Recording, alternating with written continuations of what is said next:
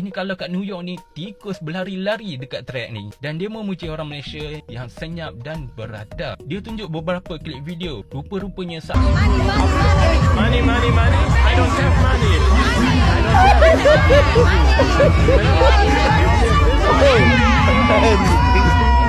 Malaysia sekarang menjadi pusat pembincangan dunia. Korupsi. Ih, kok korupsi? Jadi? Negaramu. Negaramu nomor 1 korupsi.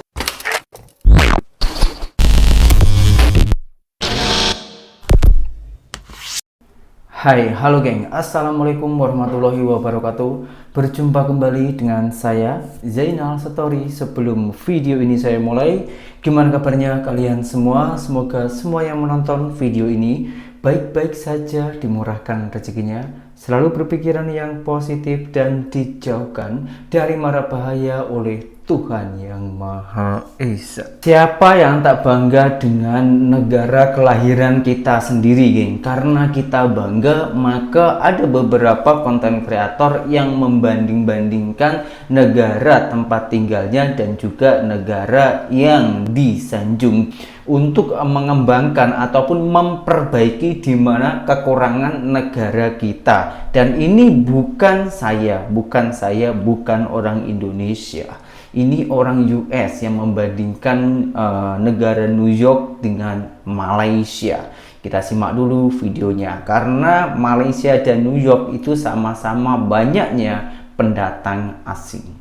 Baru-baru ni viral satu video seorang YouTuber ni, nama dia Evan dan berasal daripada US. Dia membandingkan subway dekat New York dengan LRT dekat Malaysia. Parah dan mengejutkan. Mula-mula dia pergi satu tempat yang fancy dekat KL dan membandingkan dengan satu tempat dekat New York yang penuh dengan pendatang asing daripada Haiti. Dia yang dalam perjalanan ke stesen LRT itu dengan terujunya cakap, "Aku nak tunjuk dekat korang subway Malaysia. Semalam aku dah pergi, cantik dan bersih." Dah sampai stesen LRT tu, dia tunjuk kat lantai tangga dan lantai train pun jauh lebih bersih daripada subway dekat New York. Dia tunjuk dekat track. Ini kalau kat New York ni, tikus berlari-lari dekat track ni. Dan dia memuji orang Malaysia yang senyap dan beradab. Dia tunjuk beberapa klip video. Rupa-rupanya subway dekat New York ni lebih parah. Sebelum itu, kita bagi respect kepada tukang cuci LRT dan jemput follow account ni. Even dia tunjuk ada tikus yang memakan muntah beramai-ramai. Ada yang macam tak betul, ada yang menari memanjat besi pemegang tu, ada tikus yang berlari dalam tren. Dan yang paling teruk ni,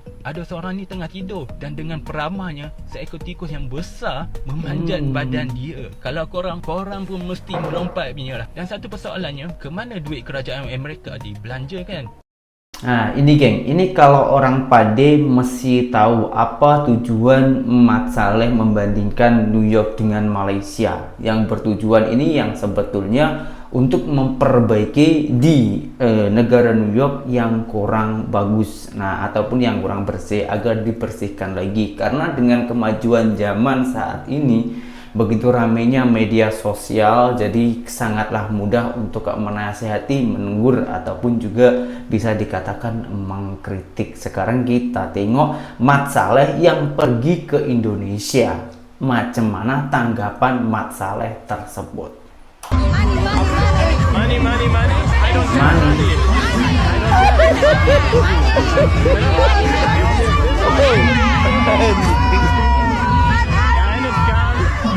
Enjoy your money. Money, money, money, money, money. Sudah. I'm only this one. Feeling juga ya. But you got the big money already. Sudah.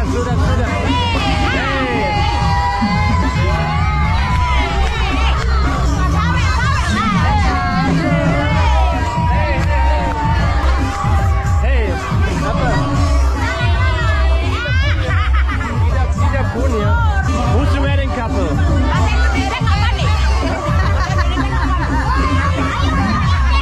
Jerman. Yes, Jerman.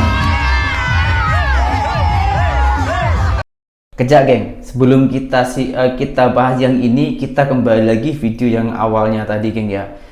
Macam mana Mat Saleh tadi menyebutkan, dan kita masih sangat ingat geng ya, Mat Saleh dari US yang membandingkan antara Malaysia dan juga New York itu mengatakan kalau di Malaysia itu orangnya lebih sopan dan tempatnya itu lebih bersih. Akan tetapi ketika Mat Saleh dari ini geng, dari yang Mat Saleh dari Indonesia ini yang pergi ke Indonesia, di situ ada acara macam pengantin dan ada musik ya, ada musik untuk berjoget-joget, dan Mas Saleh dimintai uang. Tapi Mas Saleh tetap happy lah ya, karena itu harus menghargai negara yang dia tuju tersebut, geng.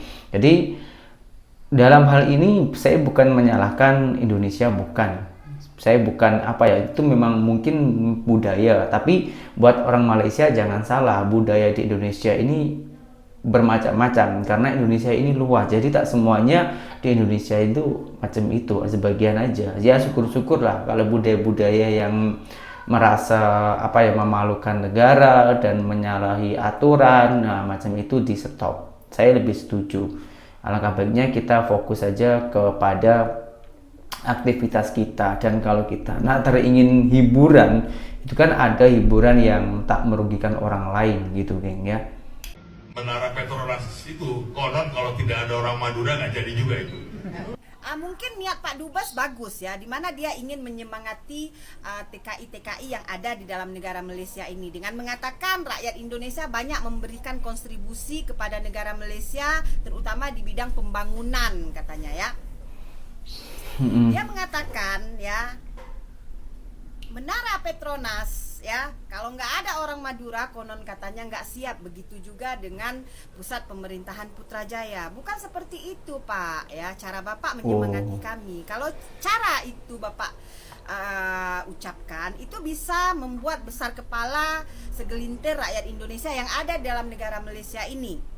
Ya, bukan hanya rakyat Indonesia, apalagi Madura ya, yang memberikan kontribusi kepada negara ini ya. Bangsa-bangsa lain seperti Pakistan, Nepal, dan Bangladesh pun memberikan juga kontribusi kepada negara ini ya. Apa kata kalau Bapak ya memberikan kami semangat dengan ucapan marilah kita bersyukur kepada negara Malaysia ini yang telah menciptakan lapangan pekerjaan untuk kita, untuk rakyat Indonesia ya. Dan kontribusi yang kita berikan ya dibayar ya, tenaga kita dibayar di sini ya Pak ya, tolonglah. Saya tahu sebetulnya tujuan Dubes Hermono itu untuk menyemangati para pekerja-pekerja Indonesia yang telah membangun pembangunan di Malaysia. Tapi cara Bapak ini kurang halus ya, geng. Jadi kalau ditelan mentah-mentah membuat kesombongan ataupun besar kepala para PMI, pekerja migran di Indonesia. Saya setuju dengan pendapatnya sis jantung pisang tersebut. Alangkah baiknya kita ini berterima kasih kepada Malaysia karena Malaysia telah banyak membuka lapangan pekerjaan orang Indonesia gitu, geng ya. Dari situ ini komentar saya, menurut saya pribadi. Sekarang kita lanjutkan video Mat Saleh lagi, geng. Kenapa negara ini disebut Indonesia? Nama Indonesia berasal dari dua kata dalam bahasa Yunani, yaitu adalah Indos yang punya arti seperti India, dan Nesos yang punya arti kepulauan. Menjadi Indonesia di dalam bahasa Yunani berarti kepulauan India. Orang pertama yang bikin nama Indonesia itu populer di tahun 1850 adalah ilmuwan dari Inggris bernama George Windsor Earl. Dan nanti nama ini diadopsi oleh para proklamator. Pertanyaan saya cuma menjadi kenapa waktu Indonesia merdeka dipilih nama Indonesia yang bikin negara ini terafiliasi dengan India. Karena menurut saya India dan Indonesia itu sangat berbeda. Mulai dari ekologi, ya alamnya, geografinya, dan juga genotip berbeda. Mayoritas orang India itu Indo-Aryan dan Dravidian. Dan orang Indonesia biasanya yang di sentral, di Indonesia Tengah dan di Indonesia Barat adalah Austronesian dan di Indonesia Timur Melanesian. Dan juga budaya sangat berbeda dan unik di Indonesia. Ya betul, Indonesia beradaptasi beberapa faktor budaya dari India, tapi masih sangat unik. Karena faktor-faktor ini saya cuma kepo kenapa menjadi Indonesia dan pilih terafiliasi dengan negara India.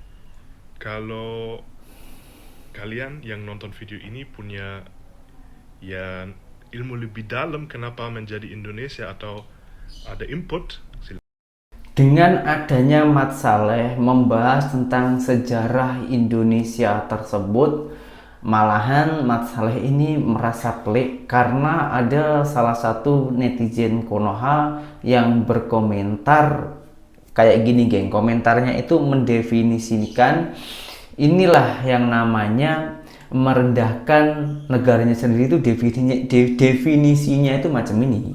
Oke, saya baca dulu, geng ya. Sok tahu nenek moyang kita bukan pelaut, tapi nenek moyang kita adalah para koruptor. Nah, komentar-komentar macam inilah, geng. Inilah jenis-jenis netizen Indonesia yang merendahkan negaranya sendiri itu macam ini. Bukannya yang mengkritik keburukan kita untuk mengembangkan itu, bukan. Tapi menurut saya yang merendahkan itu macam ini. Sekarang kita tengok, karena video ini dibahas lagi oleh Mat Saleh tersebut, macam mana penjelasan dari dia orang. bukan cuma komen ini, tapi banyak komen dengan isinya sama di video sebelumnya yang saya bahas sejarah bangsa Indonesia. Dan saya tidak akan paham kenapa ada orang yang mau merendahkan bangsanya sendiri.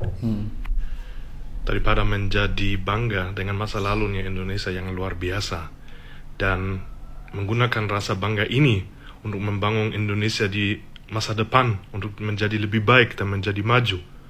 Daripada ini, diam-diam aja merendahkan bangsa dan negaranya sendiri.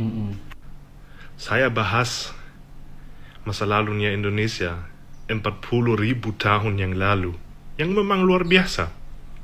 Dan orang-orang yang komen seperti ini pikir 40.000 tahun yang lalu sudah ada konsep korupsi. Tidak ada.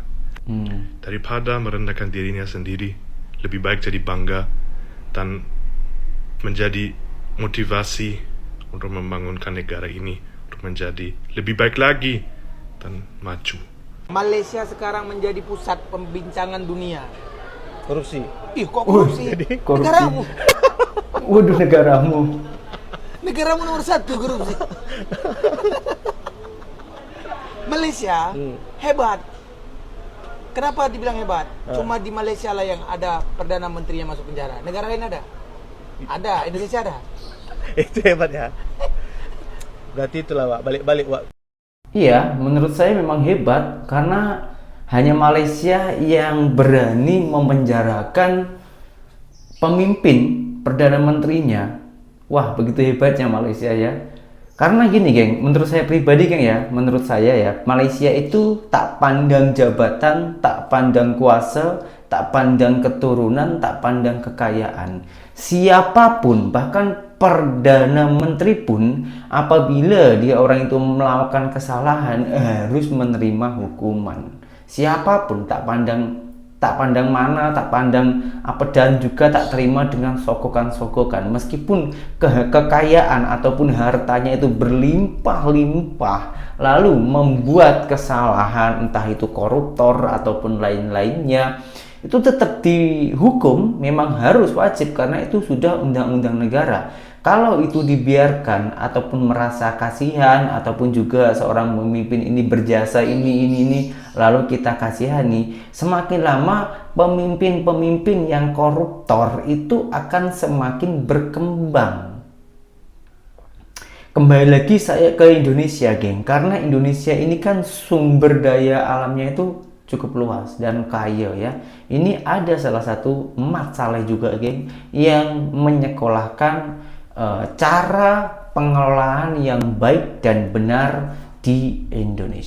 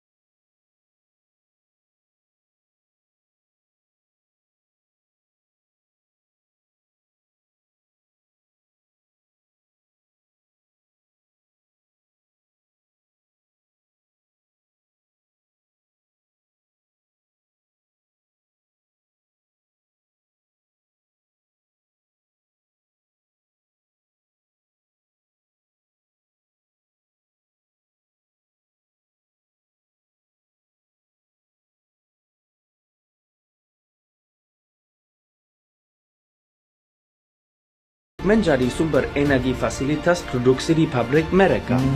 Sampai sini dah paham kan apa PR kita untuk memajukan negara.